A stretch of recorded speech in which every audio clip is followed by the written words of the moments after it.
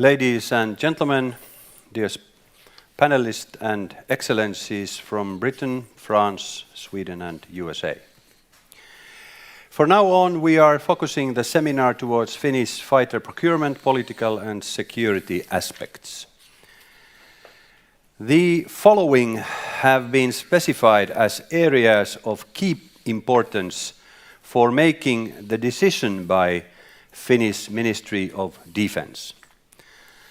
Capabilities, costs, security of supply and the domestic industry's role, and security and defence policy impacts. Potential impacts of the selection on Finland's security and defence cooperation. While the most crucial area for making the decision on the fighter selection is capabilities, all other areas are also important. The Defence Administration will then make a proposal on the type and number of fighters to be procured. The final decision will be made by the government in 2021. The funding for the project will be approved by Parliament.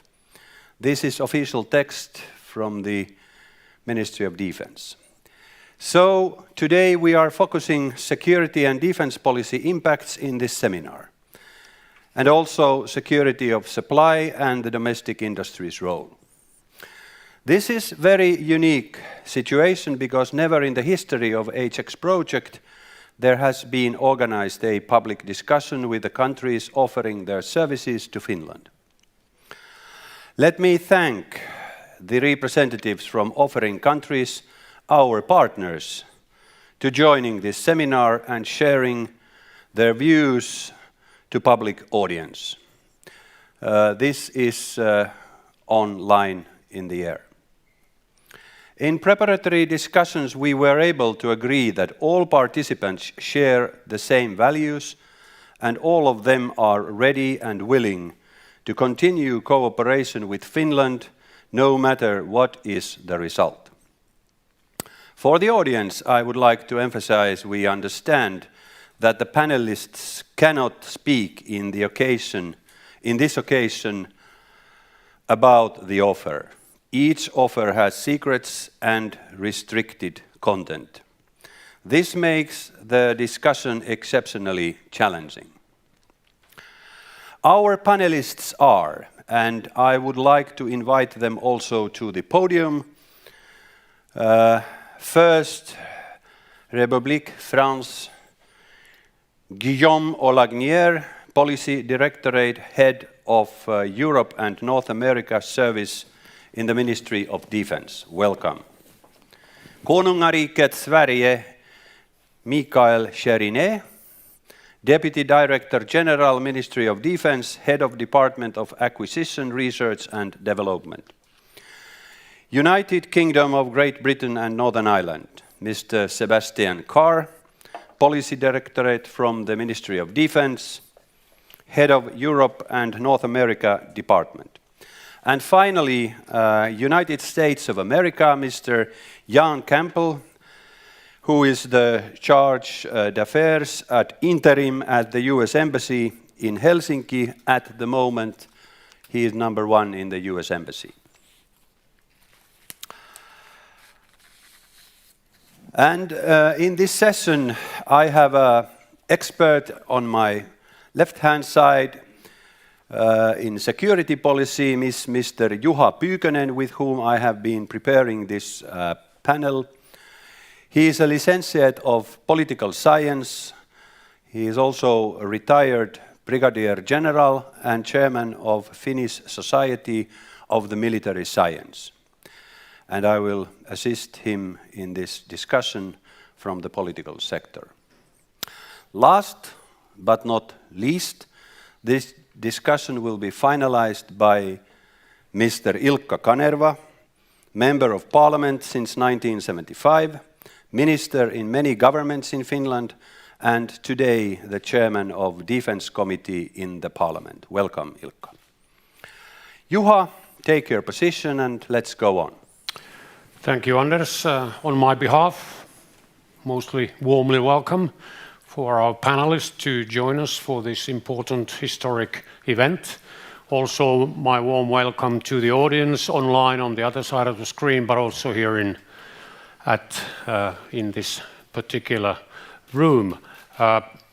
Obviously, there will be a lot of questions, and just for you as a reminder, we have reserved some 30% of the total time of 2 hours for questions and answers. Some of them come from two of us, and the remaining will come from your part. So please take a shot when the time comes. And some organizing principles to start with. We have 3 themes, as you can see on the screen. The first theme, Alpha, is security situation in general, divided into 4 different levels: global, transatlantic, European, and finally our region here in the Nordic Baltic region. And I've kindly asked the panelists with a particular order to respond each of these, as you can see in the speaking order.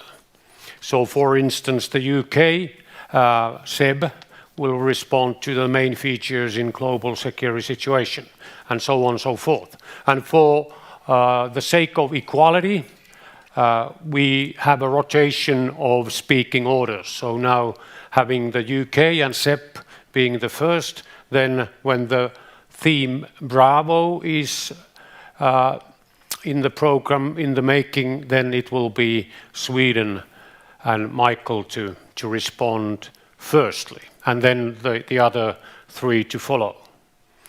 I kindly ask you to stick to 5 minutes in theme Alpha to have enough time for Q&A. I'm confident that your capability and your history and personal capabilities make it not necessarily easy, but possible. So 5 minutes for each. And as mentioned, after each theme, theme Alpha to start with, we will have 10 minutes for Q&A. One additional aspect, this audience is pretty enlightened, I mean, very well informed about major policy aspects, but they are not familiar with the abbreviations or that kind of thing. So when you speak, you should be very clear what you mean in special issues. Okay, thank you for your additional comment. We start with theme Alpha, security situation. We go straight to the topic, and I hand over to Sebastian Carr from the UK to tell the UK perspectives, views on main features in global security situation. Sebastian, you have the floor on 5 minutes. Thank you. Thank you very much. Good afternoon, everybody. I think this is a really good time for us. Sorry, you can, if you ask me, you can remove your masks for the panel. If you don't think it's inappropriate, then you can keep it. It's up to you. There we go. So I think this is a really good time for the UK to be sat here talking about how we see the main features in the global security situation. Because as many of you may have noticed this year, we've published a number of pieces of strategic policy and direction, from our Integrated Defence, Security and Foreign Policy Review to our Defence Command Paper to our Defence and Security Industrial Strategy. And later on this year and into next year, we're looking at publishing additional policy on the Arctic and the High North, on cyber and on space. So we've had a really good look over the last 2 years and a sort of root and branch review of our policy and our understanding of the global security situation. And this is where one of the points that I think was made in the opening comments around shared values comes out really, really strongly for us. But I'd also like to emphasize the point that this is London national policy. This is not an attempt at putting a Finnish veneer on the UK's national policy. So the first feature we see in the global security situation, the real change here, is the rise of systemic competition. And this is between state and state actors, non-state actors. It's the battle of democracy versus authoritarianism. It's spreading beyond traditional domains of foreign policy or blurring the boundaries of war and peace into all domains, into cyber. It's looking at how sub-threshold activity can erode democracies, can challenge information and establish norms. And this places a strain on the traditional multilateral architecture. This makes it easier for some of our adversaries to start to drive a wedge between allies and partners, to exploit differences of opinion in alliances and organizations like the European Union, like NATO, or through the United Nations. This is where I should flag the excellent work of the Hybrid Centre of Excellence in Helsinki, in that I think they like to be referred to more as a do tank than a think tank, but we've actually found their support exceptionally useful as we've been developing some of our own exercise material to do with the Joint Expeditionary Force. I'll come on to that a little later. Now this is where I really again want to emphasise the difference in national policy, because for the UK, the most acute single security threat we see at the moment is that of Russia. And I say that in full knowledge of how history and geography means that different people see different challenges in different ways and choose to address those challenges in different ways. But since 2014, we've seen the world change, and with events that took place in Salisbury in the United Kingdom and the Novichok attacks, there is a real acute threat to the security of the United Kingdom from Russia. How we look at the the global security picture, we in the UK have built around NATO as the bedrock. And we don't see this as in competition with the European Union. Cooperation and collaboration between those two organizations is absolutely fundamental and vital. And there are areas where the European Union has competence and expertise that NATO does not have, where the EU is a much more natural lead. And particularly as we look at hybrid challenges and using all levers of government, there are areas where the EU will be much stronger and much better able to respond to the challenges we all face. But we also think that if we are realistic about the hard security challenges that we may face in the future, and we hope we don't face, the transatlantic link is vital, and Europe's security is effectively still underwritten by our American allies. Another element that I will just touch on very quickly, conscious of time, is the rise of China. And this is the shift we see towards a multipolar world. We saw, through the Cold War, a bipolar world that then approached a unipolar world with one global superpower. As we move through the 2020s, we see more middle power countries, very large tech companies, China and other actors all competing for influence, all competing for information superiority. And that makes the world we're operating in that much more complex. This is where one of the further features for allies and partners to really look at is around technological advancement and research and development, where our adversaries are getting more capable, more competent, more technologically advanced. They are modernizing, and we need to do the same. So in our recent strategy, we set aside £6.6 billion for research and development, so we can start to get after some of those challenges. And I think finally, before I wrap up, we see the rise in transnational threats that we wouldn't have traditionally thought of as security threats, but climate change being the number one. This is the UK government's number one priority, but climate change will disproportionately impact some of the poorest and least stable areas in the globe, and that will have knock-on implications for the security of Europe going forward. Conscious of time, I will pause there. Thank you, Sebastian. That was accurate. And now I hand over to Michael on transatlantic security situation. Thank you very much. And first of all, let me thank you for the opportunity to be here. A great opportunity and very important, not only because we are are representing the countries offering fighter aircraft capabilities to Finland, but because we're also representing the 4 countries that in any sort of major way can have the capability to participate or contribute with military forces in the Baltic region. So us discussing security policy is really important for the stability in the region as well. And just like my colleague Sebastian here, him referring to the integrated review, we in Stockholm, we refer to the now not even 1-year-old total defense bill presented by the government to Parliament and decided by Parliament, where Parliament lays out the directions for Swedish defense policy for the next 5 years. And we recognize share much of the values, obviously bringing this down to our region. Russian behavior, Russian remilitarization being a challenge to the stability in our region is very much sort of our focus. Leading up to the need to continue increasing military capability in Sweden, total defense capabilities, and also international cooperation, not least with NATO and EU. We've made other choices than UK, but we can definitely sign under to the need for cooperation between these two actors. You also mentioned things like the technology development and its effect to the geopolitical development. Going over to the specific topic here, the transatlantic security situation, I will do this from a Swedish and regional perspective, talking about the importance our government puts into this relation.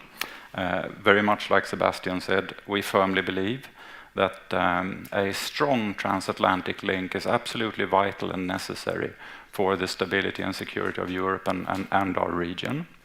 The possibility to cooperate with US and the US forces through NATO and also bilaterally. In Sweden, being partners to NATO but not members, we also have a very strong bilateral cooperation with US. There's a statement of intent, now a few years old, where we have lined out together with the US to work and develop our cooperation when it comes to interoperability, training and exercises, armament, research and development. And cooperation in these areas are ongoing. We also have a very important, and to us, absolutely essential cooperation when it comes to armament. Many of our capabilities is directly depending on US content, not at least in the fighter domain. Since a few years back, there's also a trilateral agreement, Finland, US, Sweden, which we also put a lot of weight into.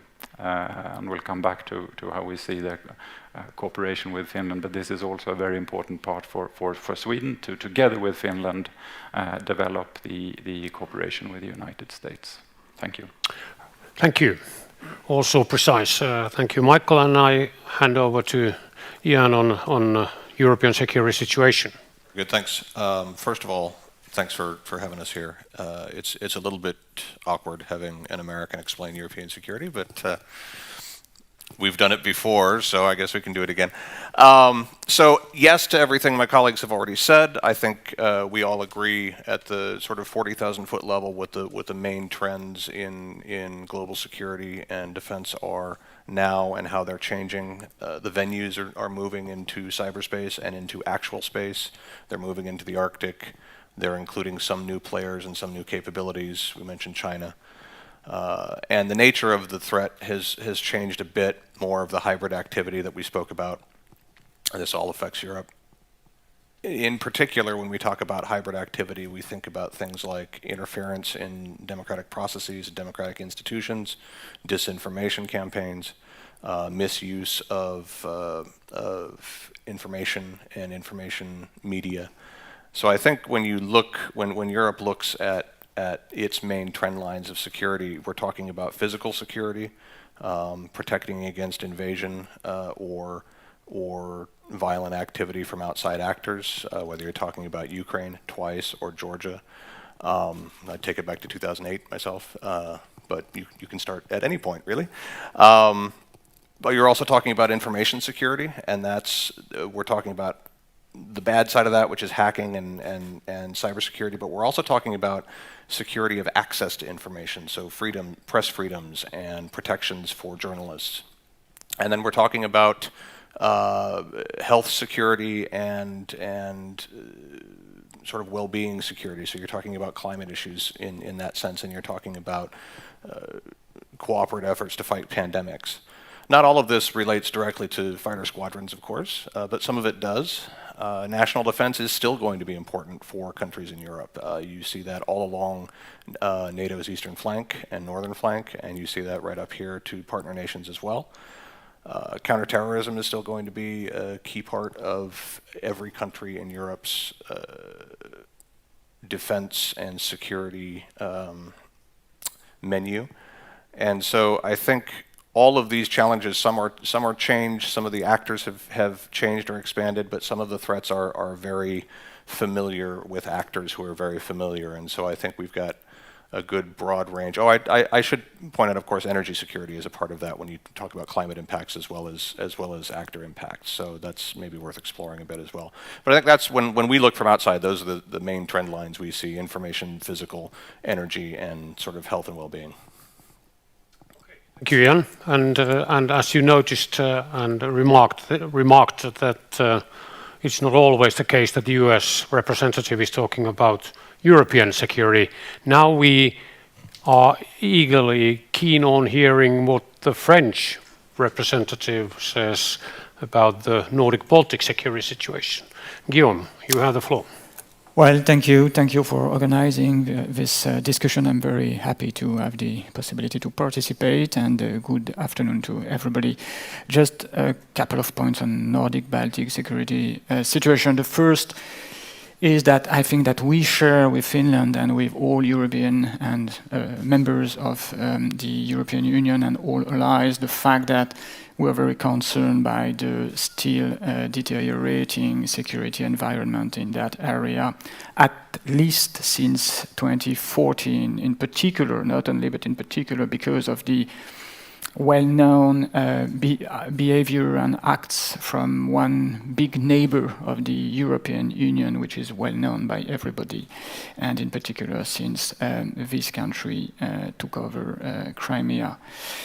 We are very concerned and focused on the fact that we see, new assets, increasing defense spending, and an increasing militarization of that area, which is for us really a matter of concern. In particular, because the Arctic area is for us, France, for some reason I cannot too much detail, a matter of concern for our own security, simply because, for example, it is the direct channel between Russia and North Atlantic, for example. So it is something that we see with very much concern, and we are discussing often these issues, be it in NATO or in the European Union. The second point is that I think that France and Finland share a common vigilance on hybrid threats, which is a subject that we are discussing every day, but we are quite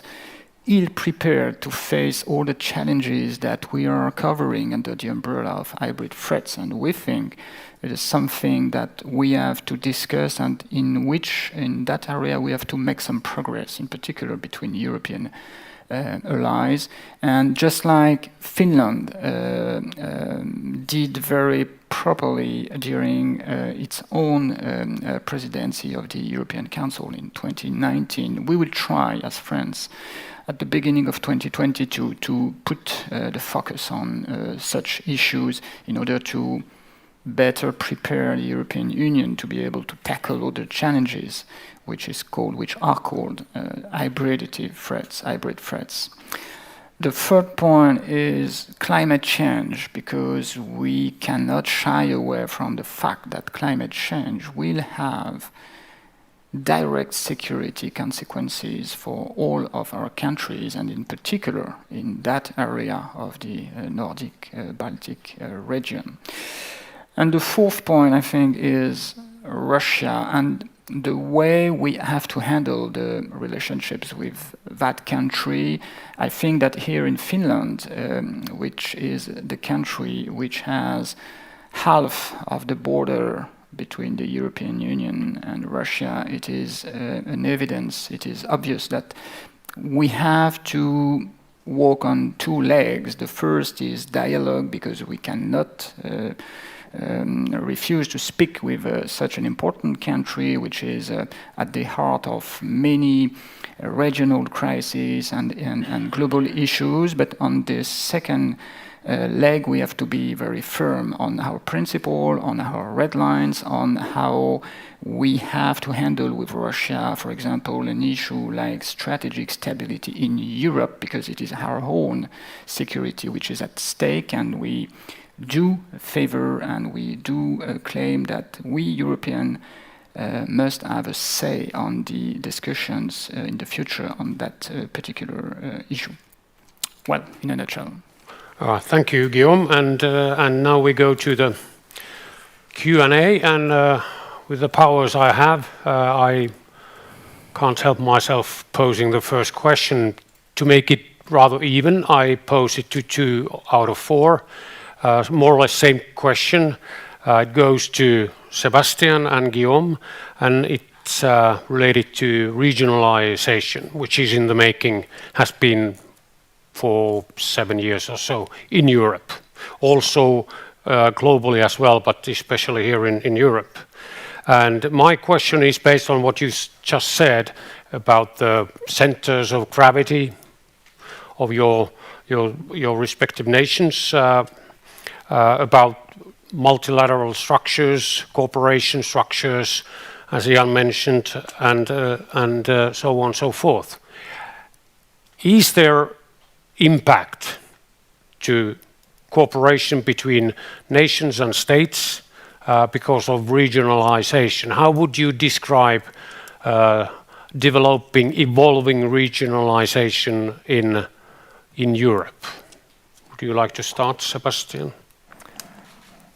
That's a really tricky one. I think it comes back to my point about a multipolar world, in that, of course, as we start to look at global challenges in regional chunks, and we look at regional partners we might want to work with, and we look to learn from our regional partners about how we might address these challenges. What is clear across the board, no matter which challenge you look at, is that none of us can do this alone, and that partnership is now the default. I think what is really important is that we all have a choice in who we partner with when, on what issues, through which framework. So, the UK puts NATO as the bedrock of its hard security, but that does not mean that we will go to NATO or use NATO for everything.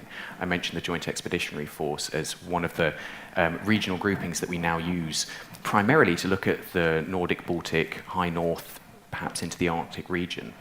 But also the Northern Group that we use to discuss challenges like military mobility. Whether we're working bilaterally, and our integrated review committed us to strengthening and deepening European bilateral relationships. The point here is that we all need to have the ability to pick and choose our partners on different issues and learn from each other on the different ways that we can address some of the challenges we're facing. That's a slightly sort of general answer, but I think the point here is we've got such a multitude of different challenges that we face, and none of us have all of the answers to any of those questions, let alone to all of them. Okay, thank you. Eloquent response. Guillaume, how about France having the focal area in Africa? Mediterranean, southern flanks of the Mediterranean and Middle East as well. And we are today here in the northernmost part of Europe.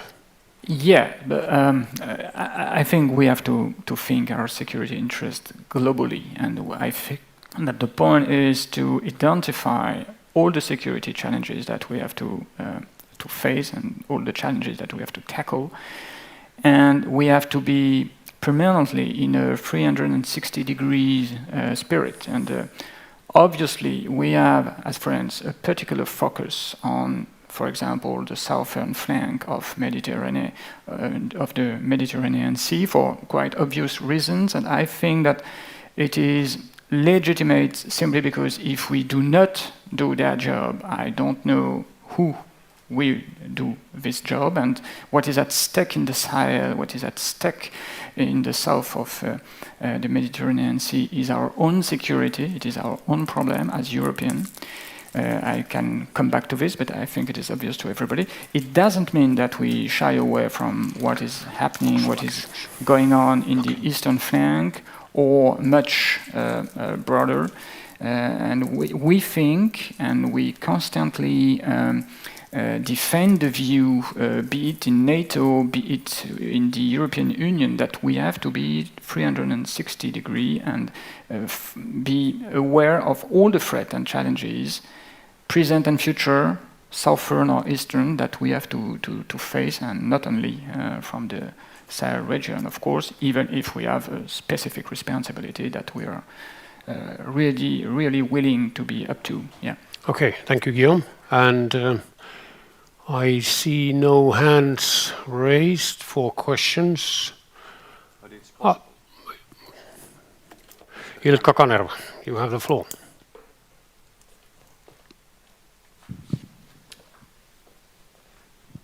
Thank you, Mr. Moderator. Very briefly, to the UK, we would be happy here in Scandinavia or Northern Europe to get some kind of impact from your side, meaning the military way. How important is the gateway from high north, meaning the road surrounded by Greenland, UK, Iceland, and so. In my understanding, it would work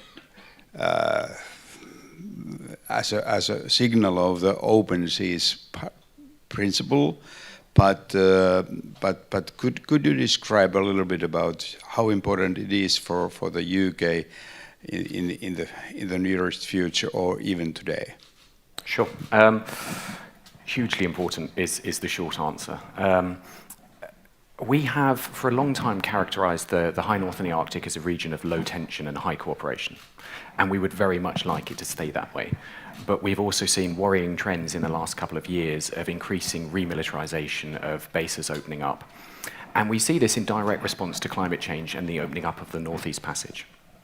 So the Northeast Passage and melting sea ice means that the shipping route from China through to Europe will potentially be around 40% shorter in the next 10 years or so. And that means 40% cheaper, which means competition to control that route. It means increasing demand on search and rescue capabilities. It means the need for more logistics hubs. And you can understand that this is going to then be a point of competition. That brings with it challenges to the climate, further challenges, the risk of accidents and environmental issues. It puts at risk some of the science and technology research that happens up there, not in a defense context, in a much broader context.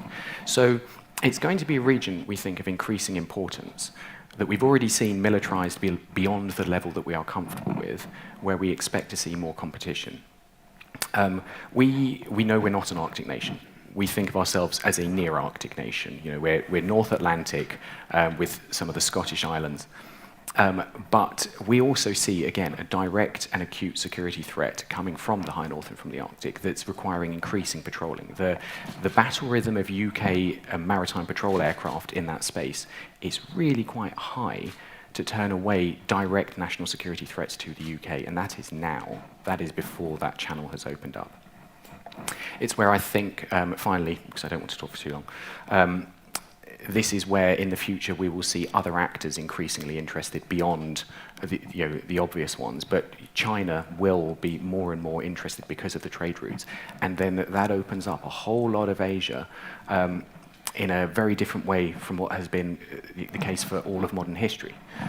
So this is going to be hugely important, hence why we have a Defence Secretary commitment to publish a new High North and Arctic strategy. I'll stop there. Sebastian, happy with the response, sir? Yeah, but including also the question about the CHEF cooperation. Do you see that this issue will be on the agenda of CHEF? We'll tackle CHEF later on the theme Bravo or Celsius, if you don't mind. From the audience, please.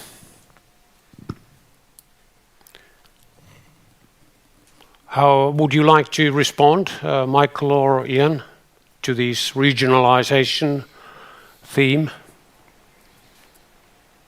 Michael? You being in a close cooperation with the US and counting on and relying on their goodwill, benevolent ideas and your common interest in comparison what we have in the EU security and defense policy. For instance, Article 42 of Lisbon Treaty. How do you wage these two alternatives or options? Well, for us, I mean, both of them are important tools in our defense and security policy, obviously. Okay. So much like Sebastian, it's all about necessary cooperation. And even though our focus is obviously in the region and in our country's nearby security, with those resources and within the corporations we are acting in, we're also ready to take a part in other regions, as we do, together with France in Mali and so on. Yeah, and solidarity clauses are in play, consideration. In play and part of those corporations as well. Okay, good. And they are actually similar to the EU's solidarity thinking. Very so. Yep. Ian? From the US perspective, I don't think we think about it in terms of regionalization. We think about it in terms of burden sharing, and we think about it in terms of capabilities brought to the table for particular operations, deployments, exercises, things that need to get done. And paramount to us is complementarity and making sure that as separate defense entities get stood up and developed, that they are not stepping on each other's toes. So we fully support and welcome EU developing a defense identity that it deems appropriate. And in areas where it has greatest confidence, fantastic. We look forward to working with them. Military mobility, you mentioned, I think is a key part of that. We want to be very careful to work closely together to make sure that we're not crossing wires with NATO responsibilities. I think we've done a good job of that so far. But really what we're looking at is complementarity. Yeah. We recognize we can't cover the whole world.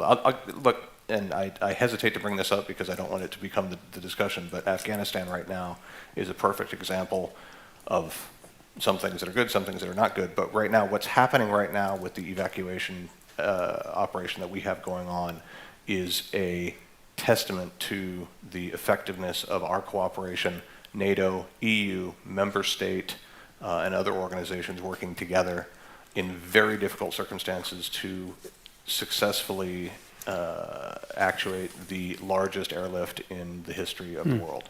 Over 60,000 people have already been evacuated. So that's the sort of, and again, without getting too much into details at this point, but that kind of operation is only possible with 40 or 50 years of working together, developing together, training together, not necessarily under the same umbrella or under the same flag, but with connective tissue that when push comes to shove, you can rely on to make sure that jobs are getting done and that folks are staying in the lane that they are best suited to stay in to make sure that all of this can come together. Yeah, good. I heard an interesting term as a replacement or substitute for interoperability from one of your countrymen 2 weeks ago here in Helsinki, and it was interchangeability, which is a bit further, more developed concept of interoperability. Sure. Okay, Anders. So this question goes to more of the political analysis on the basis of how do you see the next coming years. Our president has offered an idea that we should have a sort of a meeting around the Helsinki conference, which was held in 1975, and there has been a lot of talks that that is there proper timing or a momentum for this, and this is reflecting of the attitudes how various countries see this possible. Is it possible, or is the security situation going worse, where this is not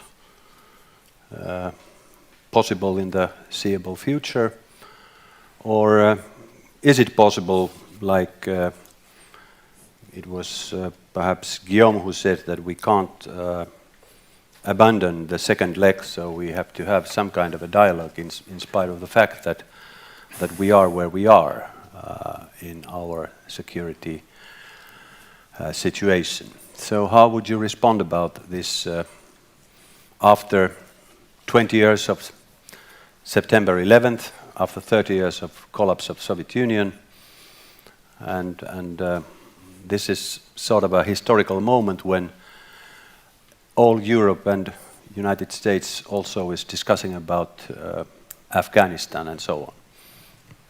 So what is the atmosphere? Yeah. Guillaume, please. Thank you. I think it would be great to celebrate the anniversary of the Helsinki Agreement, simply because 1975 was quite, with retrospect, quite enthusiastic period in which we were beginning to construct the European architecture in the field of security with those agreements, and afterwards with some international agreements, for example, on nuclear weapons. And we are now in the middle of a dramatic, different situation in which all this architecture has been, in a way or another, destroyed, and that we get rid out of it for some reasons and with some differences according to the kind of agreements we are speaking. But globally, I think that it will be very difficult, because to discuss and to have a dialogue, you have to have partners who want to discuss and to have a dialogue. And it is not easy for Russia, for example, to get sure that they want to be at the table, and not only to be at the table, but to discuss the substance and to make progress. So it will be challenging, but I think that we have to keep to this objective, which is to discuss first, and to discuss with some substance second, and to, maybe reach another organization, another architecture of the security in Europe, because it is absolutely necessary, and the current situation is only detrimental to our security, our own security as European countries.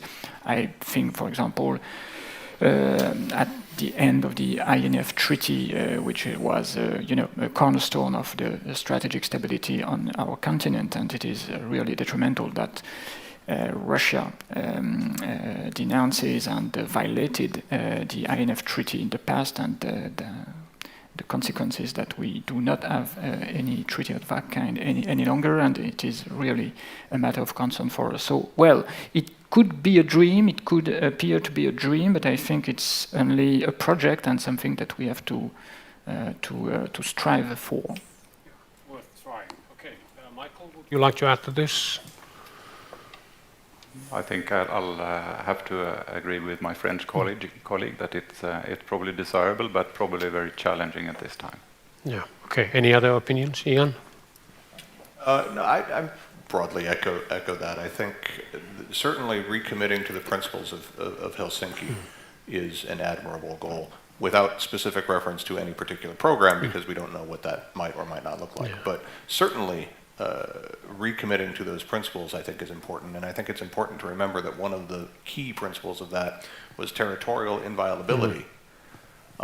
That's kind of a big one right now. Yeah. And getting, to just say what we're going to say, but getting Russia to the table to talk about those things means Russia has to be a responsible actor in Ukraine. Beyond anything else. And there's a whole bunch of stuff that comes on top of that, social issues and freedoms and human rights, all of which are very important, and all of which have also been violated to varying degrees by varying folks. But that territorial inviolability piece, if you're going to recommit to Helsinki, that has to be the cornerstone. And so I agree with Guillaume that's going to be a tough sell as we move forward with any kind of project that envisions putting the Helsinki principles at the forefront of a new form of cooperation. If something great, powerful, or influence or impact would change the situation, it could make it easier, but I haven't heard anything about it, so it's in the dreams, as Guillaume said. Sebastian, would you like to add Only this? to say, I mean, I broadly agree. Good. And that dialogue is key. And I think I should just note that the relationship we have with some of these actors is not the relationship we want. We want to move forward to a space of more dialogue and a better dialogue. Yeah. Okay, I see no other questions here. We go further. Oh, we have. Please. We are some 5 minutes beyond the I am schedule. Mikael Tsevi. I kindly ask from the France and the United States representative two different things. I think that this has a very strong effect also to Europe, what I ask. I think that we should notice what happened in Lebanon and Syria. But we should also notice what happened in Iran.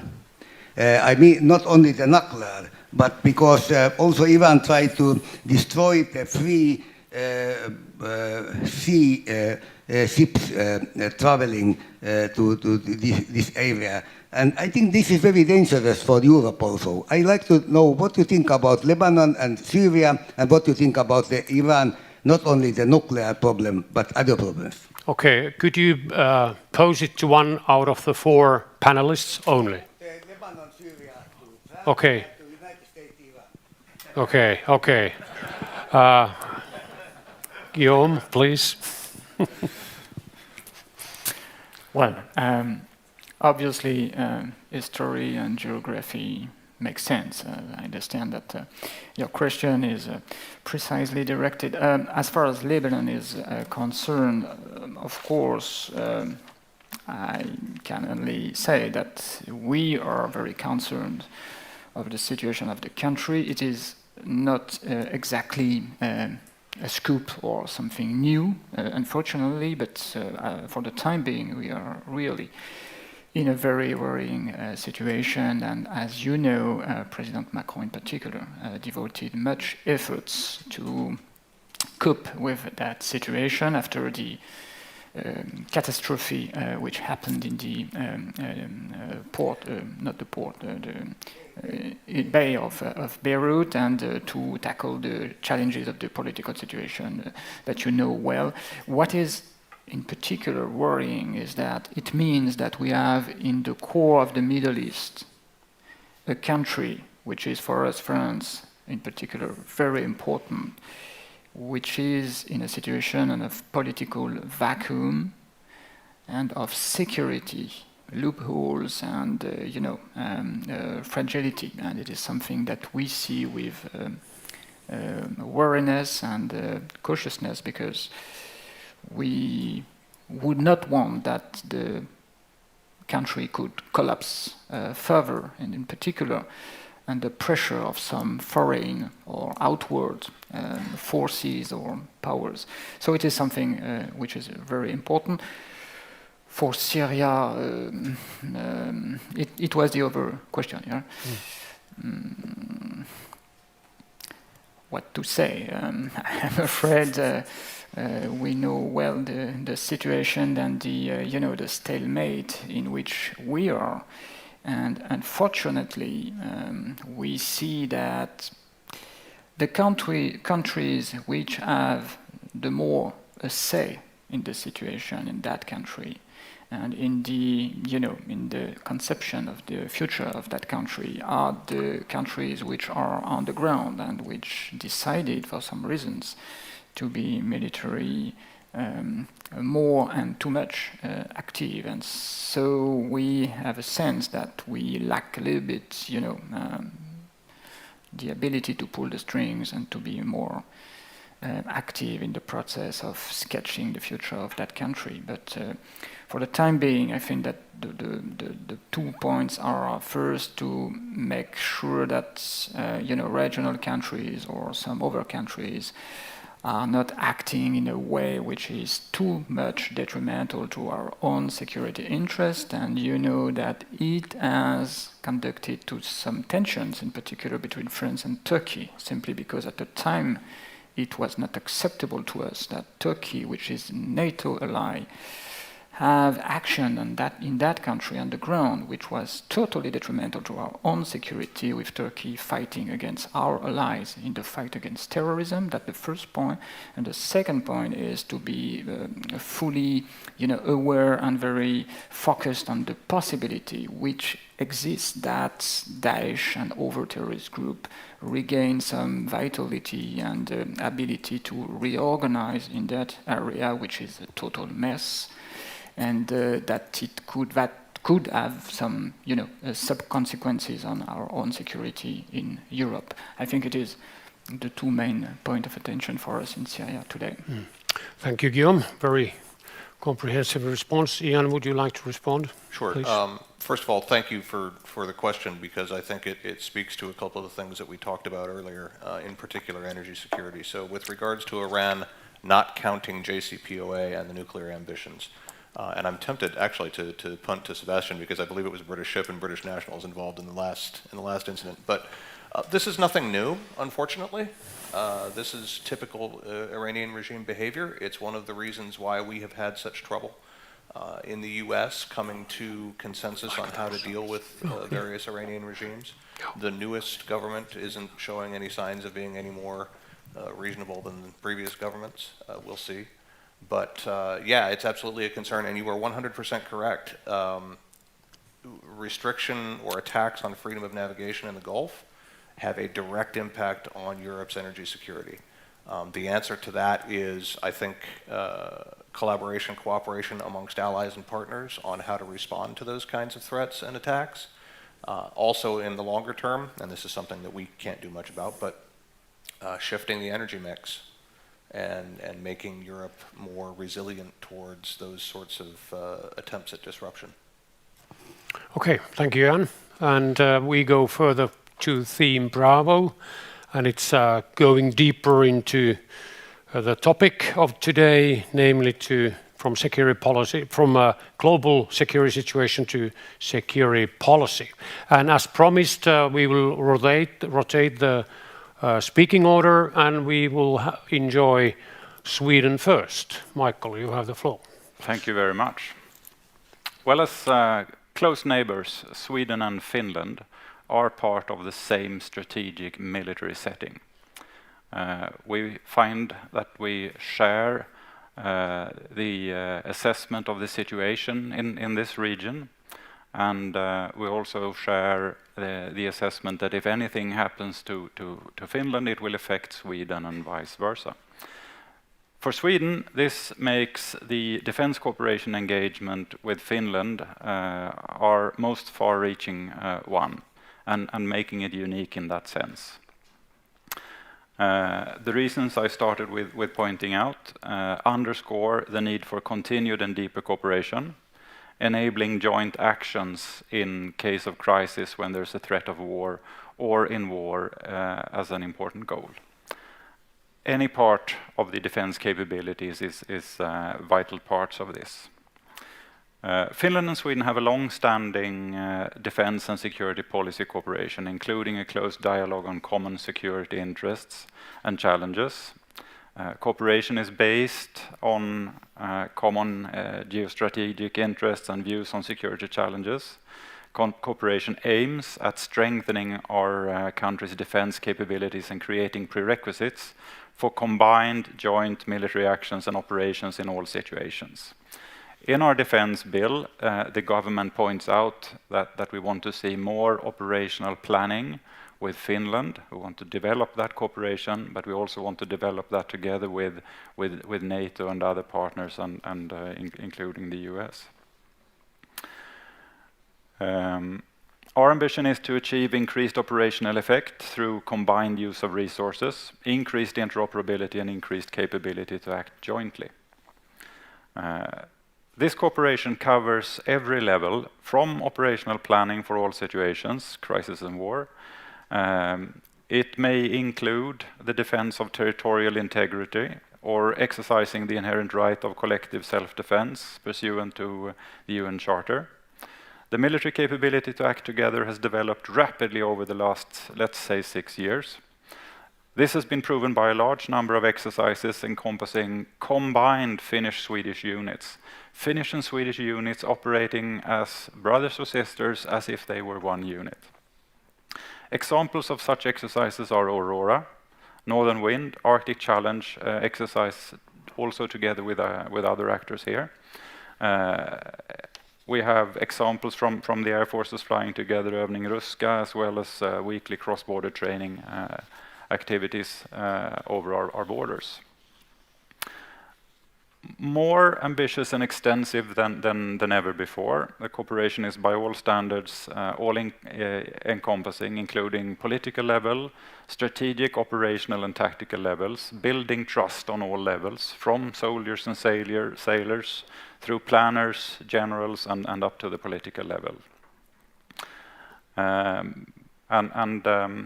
To us, this is a much appreciated new normal in our bilateral relationship, which is also a foundation that we have to build on. This cooperation is the military geography makes cooperation with Finland not optional for Sweden. It is a must. And as such, it's also not possible to condition.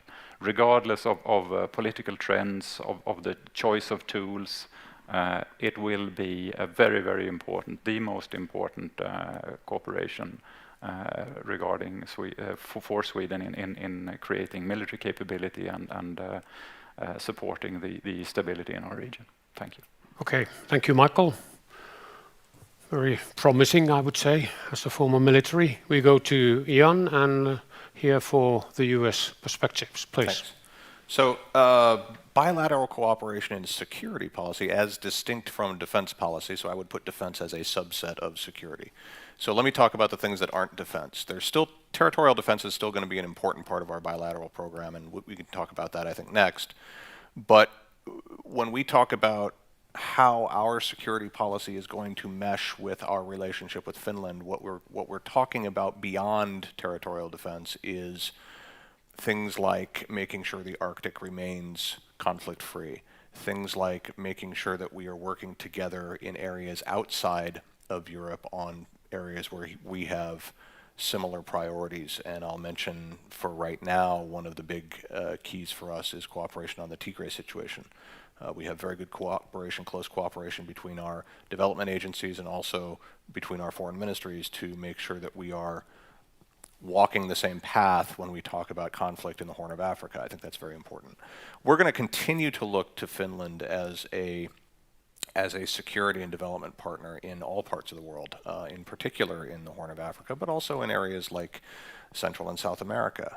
We're going to look to Finland as a partner in developing better information security systems when we talk about protecting 5G networks and things of that nature. So we see Finland as a key partner and a key collaborator on security projects beyond territorial defense that still have an impact on both European security writ large, but also on our joint national security imperatives. And I think that's something that's going to continue at least as long as I can see.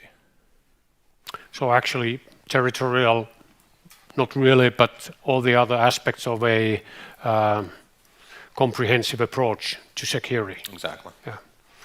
Okay, good. Very, very, let's say, illuminating, informative, and at least as far as I'm concerned, helps a lot to understand your security policy. Now we go to France. Guillaume, please. Well, thank you.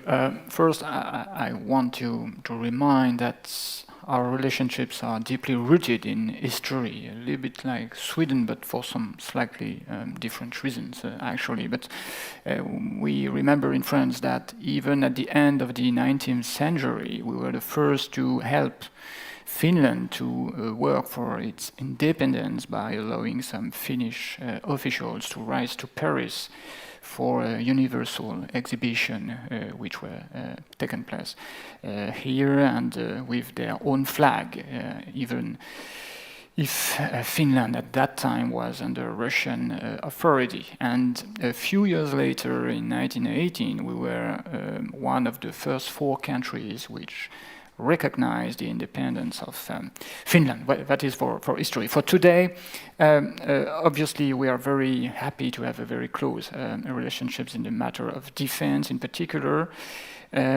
We have very much appreciated that Finland, for example, was one of the first European countries to give an answer when we wanted to apply in 2015 the Article 42.7 of the European treaties after massive terrorist attacks in Paris. And we do not forget that at that time Finland decided very quickly to send 300 Finnish troops in Lebanon, which allows us to redeploy some military men on the national territory, and which was necessary to protect ourselves. So it was something very different. More recently, we have probably reached an unprecedented level of cooperation in the field of defense, in particular by signing in October 2018 a bilateral document on our bilateral cooperation. And it is something that we think very important. We have a yearly opportunity to exchange views on all strategic issues by organizing 1 year in Finland, 1 year in France, but on a yearly basis, track 1.5 with civil servants, politicians, MPs, researchers, journalists, and so on. And it is a yearly occasion to be sure that we have the same appreciation of the common challenges that we are to tackle. Obviously, this very close relationships is reinforced by the fact that we are both members of the European Union, which is our common framework for security issues, but also for economic issues, social issues, and the framework in which our way of life is blossoming. And to end with that, I think that it is really important that we are acting on the same theaters too, because Finland is very much active in the Sahel, for example, side by side with French troops, and it is something that we think very important. On our side, we are present in the Baltic states, for example, in the area within the framework of the EFP, and this ability to cooperate and to be interoperable on the ground is important too. Thank you, Guillaume. We have Sebastian, please. So I'm going to try and keep this very high-level sort of policy stuff, but the integrated review recommitted us to strengthening and deepening bilateral relationships in Europe, and it specifically name-checked the Baltic Sea region. And you might think it's a little bit strange that a European nation feels the need to write down that they're going to prioritize European security. But to sort of tackle the elephant in the room, the UK's exit from the European Union took up a lot of bandwidth for about 4 years, and it made relationships more difficult. And now as we move past that, we really are in a space of having a huge ambition and a great vision right from the very top, from the political level, for our relationship with Europe going forward, specifically on regions that really matter to us, including the Baltic region. And so that means fundamentally with Finland.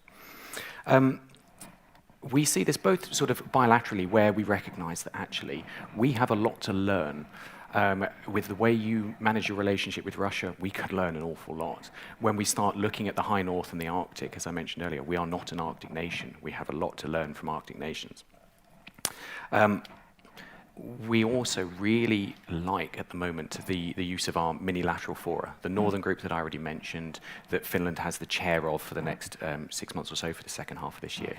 And for the Joint Expeditionary Force. And keep away from Jeff activity for the time being, but just to say that we find this a really, really useful forum for discussing the most difficult security policy issues with like-minded friends and partners to really think about how we might address them. We saw that earlier this year with the Joint Expeditionary Force Ministerial that took place here in Finland, where we signed a policy direction. All defence ministers signed the direction, and I would implore you to read that if you want to know more about what the JEF is and what it sees itself doing. The JEF Chiefs of Defence are in London today and tomorrow, discussing a very long and broad agenda of wider security issues, not just tactical defence stuff, but big picture things. And later in the year, we have permanent secretaries from all JEF nations getting together, again, to really grapple the big picture security issues. And this is just the start of a battle rhythm that we're looking at over the next 2 or 3 years that sees us leaning more and more into this region. Because we care, because we're committed, but also because we've got a lot to learn from the region. Okay, good. Now we have had all the four. I'm kindly asking Ilkka Kanerva whether Sebastian's response to JEF, Joint Expeditionary Force, was sufficient. A little bit more about JEF's role in the Arctic to address that point specifically. Okay, which is please. Should the JEF have a role in the Arctic and the High North? Absolutely. You've got a lot of Arctic nations and near Arctic nations who have direct equity in that space. What should that role look like? Well, that is for JEF nations to discuss and agree and debate. The UK is the framework nation, but this is not a UK says, JEF does organisation. It's also not a consensus organisation. It's an opt-in organisation. So if 2 or more JEF partners want to do something together and there is no strong dissent from other partners, then that's an opportunity to go and do things together. As to what that looks like, as to how it's structured, that is absolutely open for debate. But that is very much the core region that we see the JEF being active in. Including GIUK passage. Yes, Yeah, good. Okay. Very briefly, if you mind. So just to say that in our domestic debates in Finland, we have been underlining several times that especially after Brexit, the impact and the role, the status of JEF military cooperation has increasing very remarkable way. So that this is something special from our perspective to see the UK as a part of the whole structure, architecture of the European security, if we can realize all the positive impacts of the JEF cooperation. Thank you. Okay, happy with that. We are going to address the European Intervention Initiative in the next theme, if that's acceptable for Guillaume and some others. If somebody wants to talk about the framework nation concept on behalf of the Germans, that's also welcome. But probably no volunteering present. Any questions from the floor? I see none. You need to activate yourself, dear friends, please. We have some 3. We have 2 minutes spare time, but we save it for further needs. We go to theme. If you don't have anything else. Okay, so we go to theme C, defense policy, cooperation in defense policy with Finland. And based on rotation, we start with the US. Ian, you have the floor. Excellent, thanks. So this is the good stuff, right? This is why we're here. Airframes and fighters and all that good stuff. So defense policy, as opposed to defense cooperation, slightly different.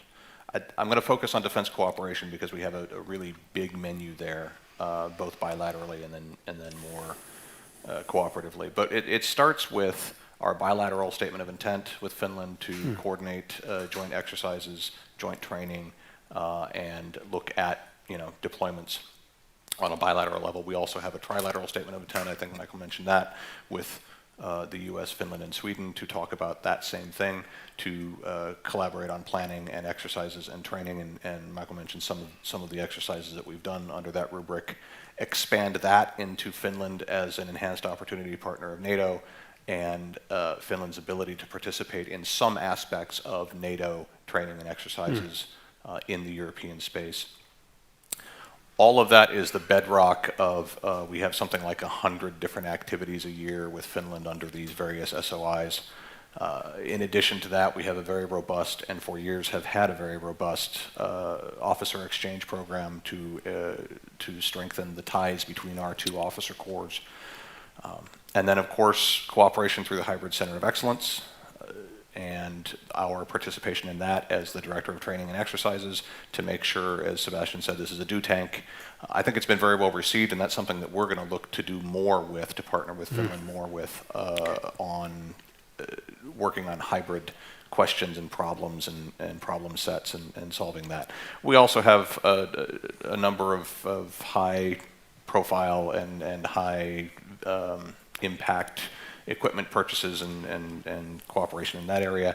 And then I would be neglect if I didn't say that whichever American airframe that Finland chooses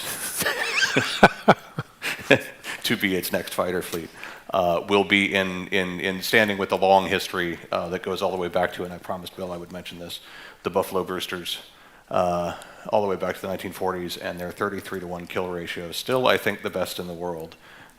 That's something that we are very proud of in terms of our partnership with Finland, and that's gone straight through the F-18 program of the last several years, and certainly our hope we can continue something like that. So I've opened the door, gentlemen. Okay. And the next advertising speech will be made by Guillaume, please. Well, thank you. Just as I previously said, we have a very good framework for our cooperation in the military and defense area. But what is, in my view, more important is that I think that we share in that area of defense big blocks of the same DNA, and I think it is really important to have the same DNA on security issues. By the same DNA, I mean the first is that both countries are totally aware of the fact that we are facing threats, and it is not always the case with all our common partners. And when you know that you are facing threats, you know that you have to be able to face them and to tackle the challenges which are linked to that threat. The second is that we do not want to be alone.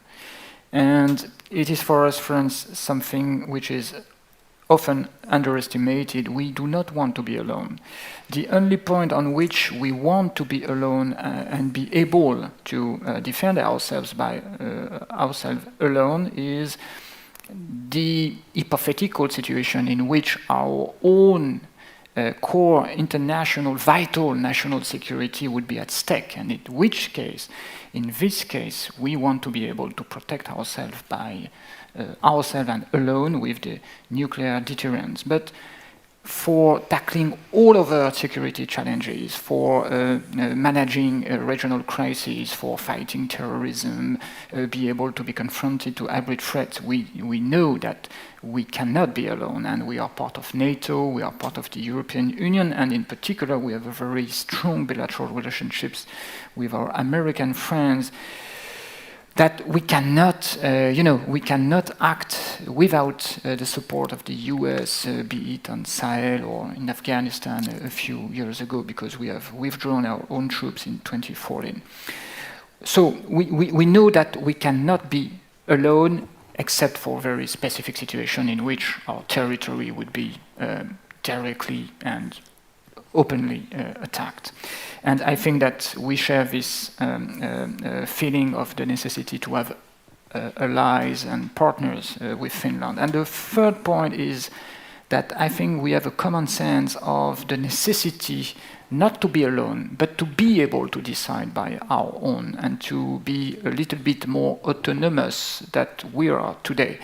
And I think that it is an explanation why Finland and France have so many common views on what we have to do in the European Union in the field of defense, and why it is necessary, without being detrimental or in competition with NATO, which is an alliance, a military alliance, which has no comparison possible with the European Union, who is a specific policy object. But we have to reinforce what we are able to do together within the European Union. at the service of NATO, at the service of the security of all the transatlantic area, because we are, I think, aware that in some situation we will see eye to eye with Washington because we share fundamentally the same security interest, but in some circumstances it can be that we agree with the US view, but we have by ourselves and without US support or insufficient US support, we have to manage by ourselves any kind of situation, and so we are, I think, on the same line that we have to, foster and to develop the European security. That's why, and you refer to EI2, I hope I am not too long, we think that the EI2 initiative is something very interesting, and we are very much in favor of the way Finland is participating, because it is a forum, a little bit narrower than the European Union, in which we can discuss issues in a way that is not, for the time being, possible within the EU. And I think it is very valuable that we can cooperate with Finland in that forum too. Okay, thank you. I'm sure we will tackle European Integration Initiative, intervention initiative later in the Q&A phase. But now we will have the UK. Sebastian, please. Thank you. I think I've already said a fair bit of this, but as I've mentioned, we're just looking forward to building on the relationship we already have and the natural partnership that we think we have with Finland going forward. But just looking for new opportunities, looking for new ways that we can work together. So we've got a long history of hawk exchanges. Long may that continue. We are exploring opportunities for the Finnish Air Force to come to the UK. We've got talks about having space talks as we're all exploring this domain that most of us are not very familiar with, stand fast, the Americans. We are exploring whether we can get RAF Eurofighter out to Finland next year to do some joint exercising. The Navy have been very keen in participating in Baltic exercises like BALTOPS, and we had Navy participation in JEF activity in the Baltic Sea relatively recently. We want to see more of that. And HMS Albion visited Helsinki in June this year. So there's just this sort of sense of we're getting back to what we've always wanted to do, and we just had that minor blip. And just looking for opportunities for growth. I can't stop myself from mentioning the Joint Expeditionary Force again, just because it is one of my favourite things. But we really had an excellent ministerial exercise here very recently, and are looking forward to another one at some point next year with ministers. But we're really excited about the JEF exercise that's taking place in Sweden in September, which we think is going to be really excellent because it explores the whole hybrid concept. This isn't people in green running around with guns. This is a command post, very cerebral, thought-provoking exercise. But it's exploring an escalating hybrid scenario and all levers of government approaches to how we might respond to that. And this is where our Swedish and Finnish friends are more advanced at integrating their whole of government approaches than the UK. So as Framework Nation, we're going to that exercise to learn from our friends and partners, and long may that continue. And that's the sort of thing we want to see more of in the next few years. Again, very promising. So, Michael. Well, I guess I addressed part of this already in my last contribution here, but I'll expand in at least two areas. One going back to, in addition to the cooperation we're doing bilaterally, just reminding and confirming what we're also doing together with others, because we are active partners in other corporations. Bilaterally with the US, trilaterally with the US, partners to NATO, we are together cooperating with the other Nordic countries in Nordefco, trilaterally with Norway. So there's lots of different formats where we tackle this from different perspectives. In the joint expeditionary force with UK and others, in the EU and European Intervention Initiative with France, and this is also a very important part of the cooperation.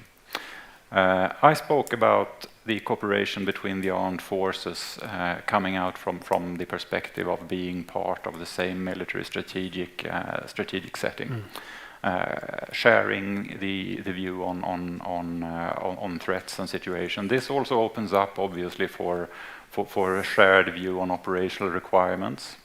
It opens up for the possibility to act with and to work with combined units. From that, it's also easy to expand into other areas in close vicinity of the armed forces. We are building security of supply together. We are seeing cooperation not only between the armed forces, but between our procurement organizations. We are both two nations proud of our industrial capabilities. Finland operating Swedish systems, us operating Finnish systems. This brings cooperation to the next level, of course. Operating the same kind or similar types of systems brings military cooperation into a next level, really making it possible for units to act totally interoperable. With the kept integrity of the national forces, but still two national, totally interoperable forces fighting like one force. Also opening up for creating not only security of supply over time, but also for joint development to meet future joint requirements in the future, and so on. All in the interest of both parties, I think. Okay, thank you. The deeper we go, the more interesting it becomes, or at least more tangible. Thank you, gentlemen, for your contributions. I have a couple of questions here prepared, but how about the audience?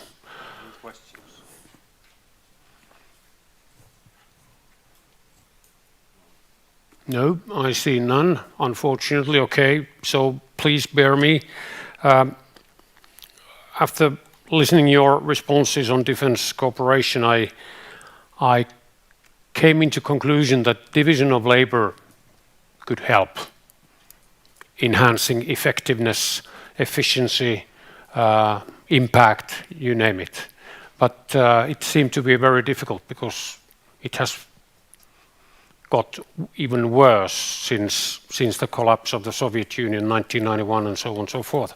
From the very beginning of the enhanced European integration. Integration has made it more complicated instead of integrating elements and responsibilities into a more coherent one or two machineries. I mean that we have NATO and we have the EU and we have the OSCE, all having specific capabilities and areas of expertise that are not overlapping with any other two organizations.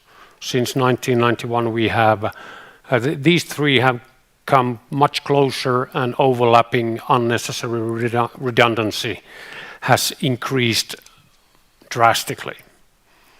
Are we going to, but the question for you all is that are we going to follow the same path that we will see NATO taking more political, even economic responsibilities, and the EU getting more military type of an actor, not only crisis management but hard security as well. To whom I may offer the floor first. Do you see any change in this enhanced, added overlapping? Guillaume, you seem to have an idea. I think the core issue that you are referring to is the relationship between NATO and the EU, I think. There is a risk, a tiny risk, but there is a risk that in some minds there could be a sense of a rising competition between the two organizations. And we think we are legitimate as founding members of both to say that in our view it is just impossible to have any sense of competition. The first reason is that these two organizations are radically different by nature. NATO is a military alliance and the EU is a per se organization which fits in no existing framework. It is a political object. It is not a military alliance. The second reason is that NATO is good and have to be maybe better and to remain good in in the military fields. And we think, for example, that when we speak from China, it is obviously a major issue that we have to discuss, including within NATO. But when we discuss between allies, the actions and the reactions that we must have to tackle the Chinese challenges, to put it that way. It is obvious for us friends that many and the most part of what we can do in Europe to face these challenges is in the hands of the European Union. And NATO as such, unless for military issues, but obviously it's not the point today, has no tools and no competence to face without maybe with some exceptions, but fundamentally what is absolutely needed to do is in the hands of the European Union. Be vigilant about aggressive investments, be vigilant in the area of lawfare and all these matters, hybrid threats, disinformation, and so on. It is obviously something that we have to deal with within the European Union. The third issue, the third reason why there cannot be any kind of competition between the two organizations is that all what we are doing in the field of defense within the European Union is not meant at all to compete with NATO. It is absolutely out of question, and we have the concept of a single set of force, which is a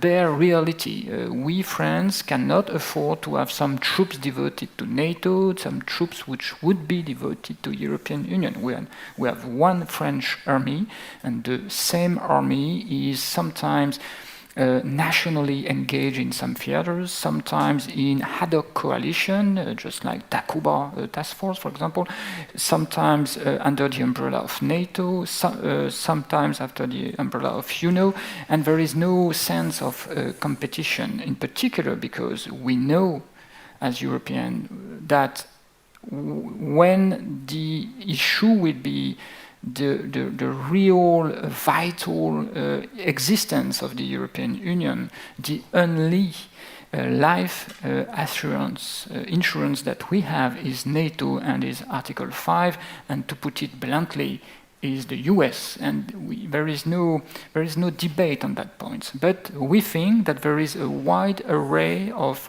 issues, challenges, possible upcoming or future crises which can be dealt with the European Union, with NATO, if possible, without NATO, and aside NATO, if necessary. That's the point. So there is no competition, and Article 42.7 is not meant to replace Article 5. It would be absolutely nonsense. It is just complementary, and in fact, if I remember correctly, even Joe Biden, in his capacity as a vice president, made a trip to Brussels under Barack Obama administration to ask for more burden sharing within NATO, and it is absolutely good sense that we have to, and it is complementary. It's not competition. Okay, thank you. Clear sentences. We go along the chairs, please, Michael. I was thinking for Sweden then being depending on both the partnership with NATO and the membership of the EU, definitely any risk for duplication or competition is a risk that we actively have to mitigate. And I think one of the active ways of doing this is actually for all member states to take responsibility for our own safety and security by actually making substantial contributions to the safety in our vicinity and in our regions. This is also one of the perspectives from which we should view the bilateral cooperations between many of us, and not least the bilateral cooperation between Sweden and Finland. The bigger contribution we can make by making that bilateral contribution solid in terms of operational effect, not only meetings carried out and exercises executed, but actual operative effect. The better is our contribution to actually to burden sharing between our countries and the different multilateral actors, but also between those actors. Thank you. Thank you. Sebastian? Thank you. I think, of course, there is a risk, but I think that risk is overstated because, as Guillaume said, we have two very different organizations that are structured very differently, that had very different reasons for coming into being. And the risk really here is that we manage this overlap badly, but you've got an awful lot of very intelligent people working very hard to make sure that doesn't happen across both organizations. I think there's a second point here as well around the fact that, of course, each organization should play to its strengths. But to be functional organizations and to be able to address the sort of multitude of threats and challenges we face, they do need a well-rounded set of skills and competences and things they can do.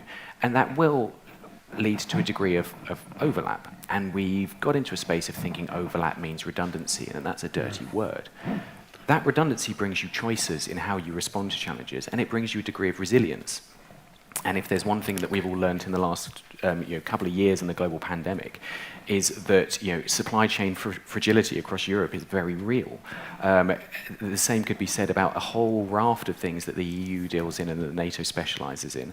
And we shouldn't be so sort of hard on ourselves for having two organizations that are both phenomenally capable of dealing with certain challenges, because that just gives us choice and it gives us more ability to address those threats and challenges as they emerge.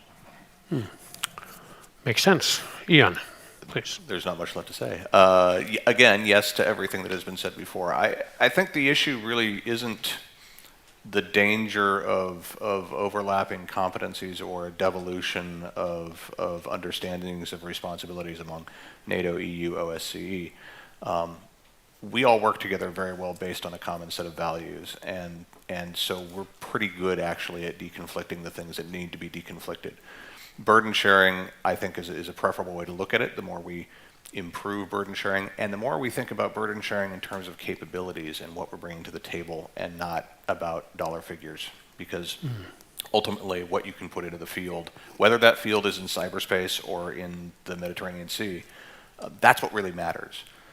What I think the real challenge for us is going to be, us collectively, is the twin challenges of these new threats that we haven't dealt with before. None of us in this room is really good at fighting cybersecurity challenges. None of us is really good at fixing the knock-on effects of climate change and how that leads to food insecurity and how that leads to water insecurity.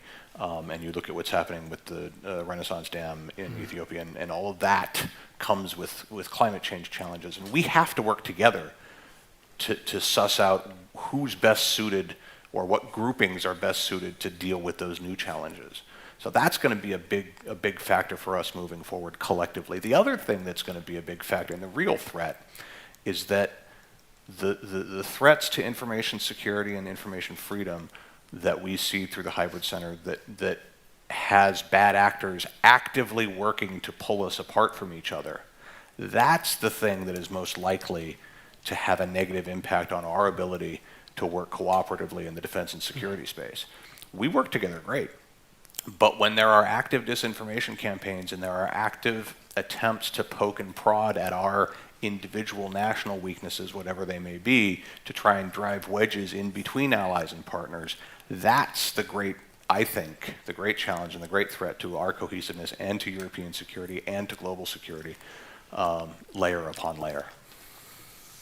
Thank you, Jan. Actually, the previous panel before lunch addressed exactly that issue, that there are challenges that are not met properly yet, but of course, based on the previous cooperation experiences we all share, there is a good basis for enhanced cooperation on those hybrid cyber, infosec, info harassing, and that sort of things, driving wedges between partners. Okay, please.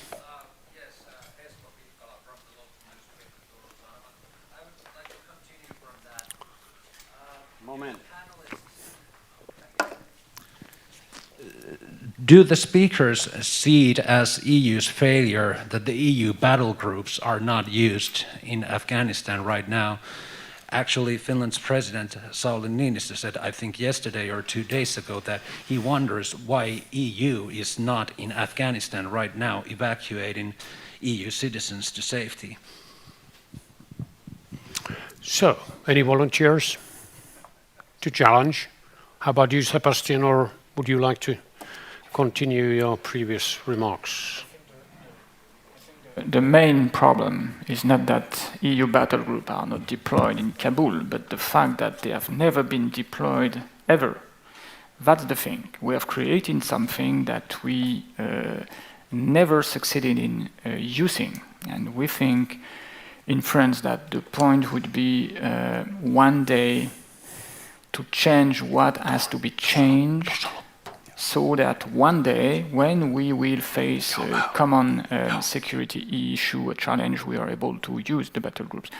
Nowadays in Kabul, for what I know, the problem is not exactly to have a battle group, of EU battle group in Ashka, but over challenges which are well known, and I think that we have, in particular, with the full support and presence of the US troops, what we need in the airport. But you're right. One day we will have to discuss seriously of the fact that we have created a tool that we have never used. And that is a question. It's not a regret. It's a question for the future. Okay, thank you. Anybody to add to this? Sebastian, no? I'll only say that the UK is not going to criticise the EU on this. Oh, really? Nobody saw this happening as quickly as it happened, fundamentally. And I think the point that we need to remember in all of this, as was made by my colleague here, is that actually this has been a hugely successful and huge airlift operation so far. And that's been nations working together without needing any overarching sort of framework behind it. It's just been best efforts on the ground and people who can work together, talking about shared values and understanding the problem and the scale of the problem and just doing what we can. Okay, thank you, Sebastian. Anybody else to add to this? Good question. Thank you for the audience, for your contribution. We are still having some 2 minutes before we go to the next phase, which is a short summary of each of the 4 representatives. I would like to finish my part of the program simply saying that we have enjoyed, we have got a proper picture, in-depth picture of the cooperation between the 5 nations tackled today, and I'm happy to hear it. I'm more confident and feel more secure and safe after this panel. And what we wished for in the very beginning is that this being the first event of this kind with the 4 nations on the podium simultaneously, I hope this is a good start for the next similar event to take place as soon as possible, because the decision on HX will be most probably made by the end of this year. Now I cordially thank you, gentlemen. Excellent work and according to our agreement, and thanks for the supporting staffs of yours, your entourages, for good messaging, because this was what we were expecting for, and we were getting deeper and deeper, but now it's Anders to take the floor, please. Thank you. Now we can give you a very short summary of each government, and then we'll close the session and we will wait for the commentary speech. What is your, do you think that we have covered everything, or would you like to make a short summary? Jan? Okay, sure. Very short. This has been a great opportunity. We appreciate the chance to come and chat with you all. I think we've shown that what underlies this competition that brought us here together is really a lot of cooperation, a joint set of values, a joint set of concepts of what our joint threats and challenges are, and a commitment to working with each other, not against each other, to meet those. And whether that's territorial defense or cybersecurity or keeping the Arctic conflict free, we are going to keep looking at Finland as a partner. We're going to keep looking at all of our friends up here as partners and allies in moving those questions forward. Thank you, Sebastian. Thank you. Thank you for the opportunity to speak today. I'm going to make a very similar point, which is actually going back to a point that you made previously around the hybrid centre of excellence and the challenges we face with disinformation campaigns, trying to drive a wedge between friends and partners and allies. And I think we just have to remind ourselves of why they are trying to do that. And that's because the thing that we have that lots of our adversaries do not have is friends. Lots of these are lone actors, state or non-state, and they do not have the depth of friendship that we have. They do not have the partnerships, and they realise they can't beat us if we're united, so they have to try and divide us. So I think that is fundamentally the most important point here. You know, you've got 4 friendly nations on stage talking together, and that's what we just have to keep remembering and driving forward as we move forward through the decade. Thank you. Michael? Once again, thank you for organizing this, and also thank you to the rest of the panelists here. We all have to continue to work together for the security in this region. And for Sweden and Finland as close neighbors, cooperation is not optional, it's a must. Lots of good cooperation being carried out, and also constituting a very good foundation for future developments and future choices. Thank you, Michael. Oh, yeah.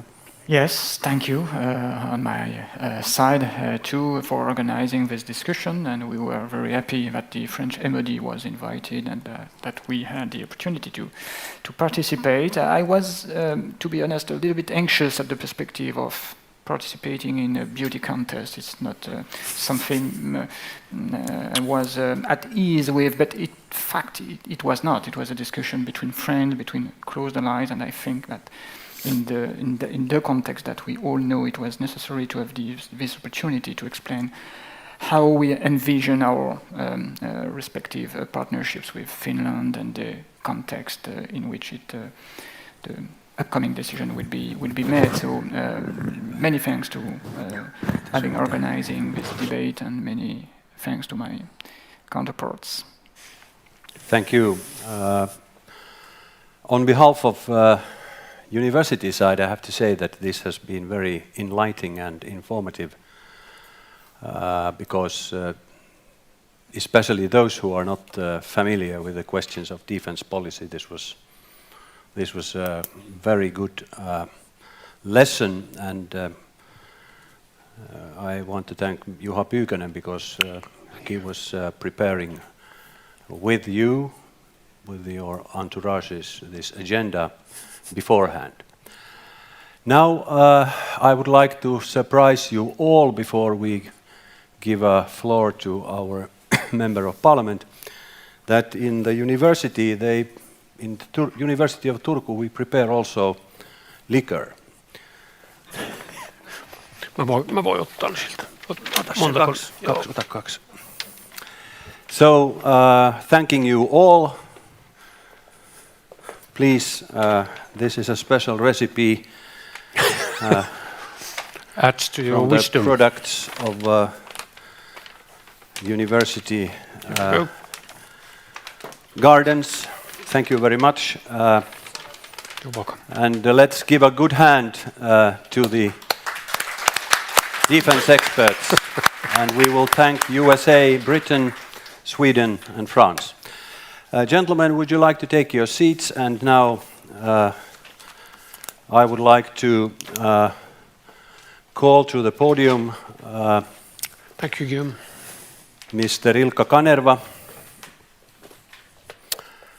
who is our national expert on security politics and foreign policy issues, and the rest of the time is reserved for you, and we leave the commentaries to the Parliament Defense Committee Chairman. We are very happy that you are present. Please.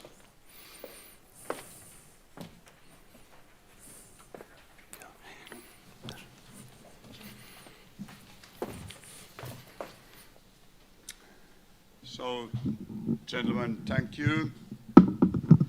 Tackar pokkar. Merci beaucoup. Kiitoksia yleisölle intensiivisestä läsnäolosta. Varmasti historiallinen sikäli, että tämä on varmasti viimeisimpiä tällaisia all-man panel kokoonpanoja. I'm just telling that this is a historical moment, because I suppose that in Finland this is one of the latest combinations as a format of all-male panel. It happens to be so in this time, but I'm quite sure that not very long to foresee in this kind of combinations. But all in all, very, very fruitful discussion in various ways. I have some general comments in the beginning by starting by saying that that actually one of the leading conclusions is that this was the discussion very easy to remark that we have same values, ideas in various aspects. And this is not only the way to put it, because we know that we are looking at the time in our security policy environment that there's a different developments, phenomena just going on, and one of the most important things, confrontations in our civilization on the global level, is that we have the democracy, but not only the democracy with the victory visions, but we have also increasing way different systems of authoritarian governments and also some other activities which are threatening democracy today. And this is one of the most important conclusions today, to analyze our development in various ways. It has different levels. Security policy is one of those. And in this respect, I'm very, very confident that we need our transatlantic cooperation maybe more than ever in our age, in our time. And that's why it's not only the speech, it's not only the words, it's a real thing that we have that kind of development, dividing development in our societies, in our minds, in our hearts, but not only in that kind of feelings, but also in a real world. And that's why shared values is very, very important, but we have to do also on the practical level decisions to maintain our democracy, human rights, democracies, and these kind of values which are basic values for every one of us. And this panel was very important in this respect.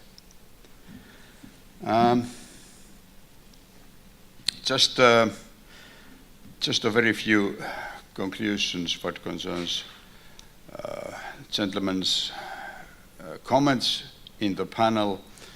I would like to start with our Swedish friend, just to say that it was very nice to notice that he is also underlining that Sweden and Finland and Sweden, we have exactly the same security policy environment. Same challenges, but also same solutions. And we will see, maybe in 5 years' time, what is going to happen in this respect. Because I suppose that it's also more or less the same thing in Sweden today, that we have in Finland the attitude, basic attitude, even in the government's paper, that we don't have any basic limitation, restrictions, how far we can go on that way. So this is very interesting and also positive vision. What could be take place in our security policy environment in this respect? I don't want to continue with that, not any further, but it's good to notice this point. We in Finland, we do appreciate very highly our bilateral, but not only bilateral, but also our multilateral military agreements. CEF was mentioned, intervention initiative with France is very, very important also in Finland, and we will increase our military and security policy cooperation in France.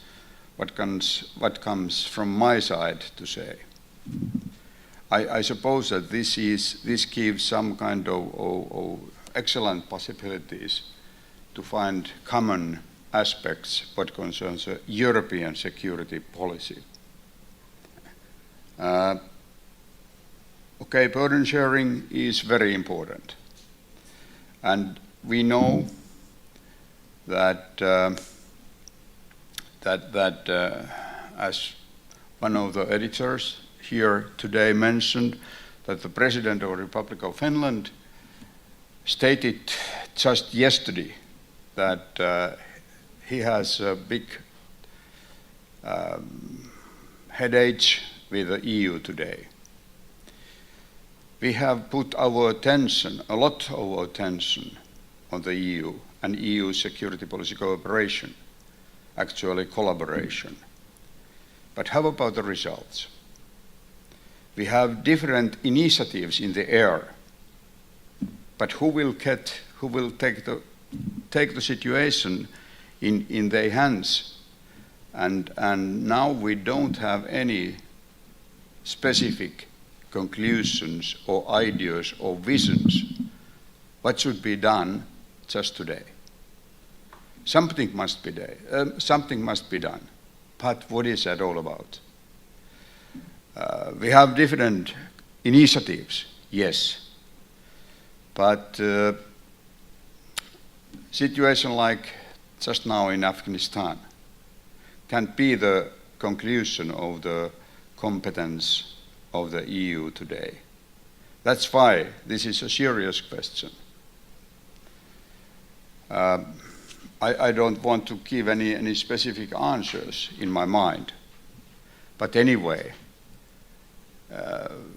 very clear answer is that something must be done with that in the nearest future. Can we do something together with a closer and closer and closer cooperation with NATO? Why not? Why not? It's one of the practical ways to get on. But before that, we have to think also some other aspects. But NATO-EU cooperation, closer cooperation, must be considered from our interests in Europe today.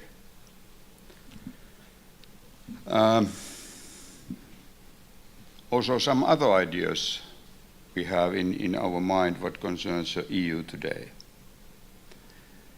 I was very happy to hear that our visitors, our panelists, they do appreciate Finland's contribution to the security policy situation in Europe today, especially around Baltic Sea area, but not only in there, but also on the European level, and why not also in crisis management and nation-building ideas as well. It's very important that Finland will be active, constructive, with a high profile, with higher profile than today. And I was very happy to hear that you appreciate our contribution in that respect. Hybrid center and all of these that kind of ideas are highly appreciated, is very important for Finland. Okay, these were my ideas to conclude something from the gentleman's excellent discussion, and then I want to say just a few words what concerns our HEX fighter procurement program. You know that in our analysis, security policy analysis in Finland, the situation in our security policy environment, in our analysis, the situation is more and more unstable. And this is a basic analysis from our perspective. And it means that we have to make our own conclusions. And this is one of our strategic ideas what to do, meaning our replacement of Hornet fleet in Finland. This is a huge investment in the names of our security policy. This is a huge investment in our history. And that's why it's also politically very, very important. And you can understand that every now and then we have heard some kind of criticism that in Finland you have too solid consensus or whatever, how to name that, what concerns the security policy, foreign policy line. This is one part of our strategic ideas that we do need this kind of consensus in Finland, so that the government and the opposition can agree about this kind of huge investments we have in our hands today. And I'm 100% sure that before the Christmas we will have the final decision in our hands. It's important for Finland, for obvious reasons, not only what concerns warfare, but also what concerns security policy cooperation in various ways. And that's why I think that it tells something about Finland and Finland's readiness to increase our international cooperation. If you put into one picture the development and features of the Finnish security policy today, you can very easily see that increased international cooperation in security policy is essential conclusion in our activities. It's 100% sure that our own security policy is on our own responsibility. It's in our own hands. But it's not enough. In our experience and the character of the changes in international politics, we know that partnerships and cooperation with your friends with similar values, with shared values, is another track which is also very important for Finland. And this replacement of the Hornet fleet is one of those things. You know quite well that what's the situation in Ukraine today, and unfortunately, I can't recognize any specific changes in the strategic ideas they have in Russia today what concerns Ukraine or some other phenomena in their security policy environment. So we can't trust that security policy will be changed in Finland in the nearest future. But this replacement of Hornet fleet is a very long-standing investment in Finland, even until 2060s. So it means that we are aiming to keep our own cooperation not only during this process, but especially with a longer run in various ways. So Finland has actually 5 decision-making areas what concerns this procurement.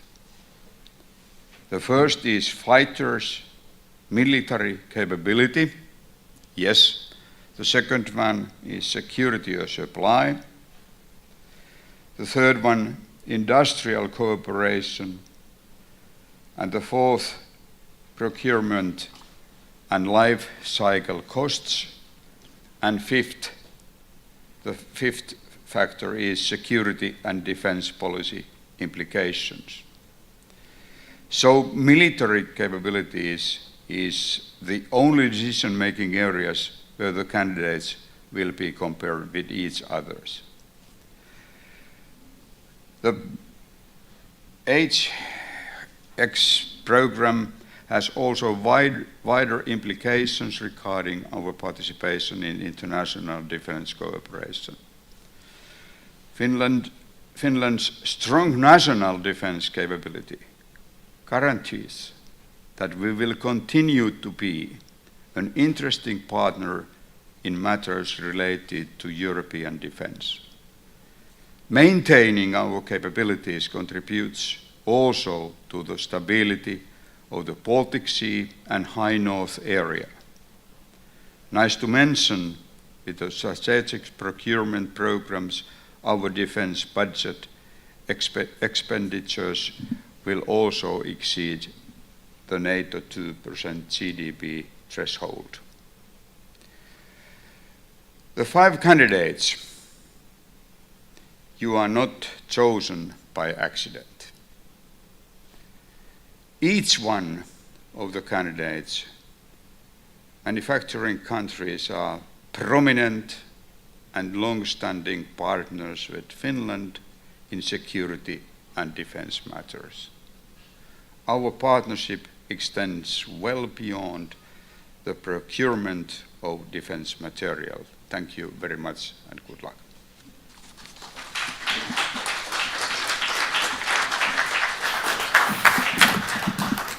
Kiitoksia järjestäjien puolesta. Turun yliopisto muistaa myös omaa alumniaan tällä pienellä lahjalla, joka on ihan yhdenvertainen näiden herrojen saamien lahjojen kanssa. Kiitoksia. Ja samalla mä haluan luovuttaa sen sotatieteellisen seuran puheenjohtajalle, joka ansiokkaasti johdatti meidät puolustuspolitiikan paljon syvempiin syvyyksiin kuin varmaan yleisö tajusikaan. Okei, tuskin minäkään. Kiitoksia. Thank you very much for your attention, and once again thank you for our foreign guests. It was a pleasure to see you and most valuable information. Thank you.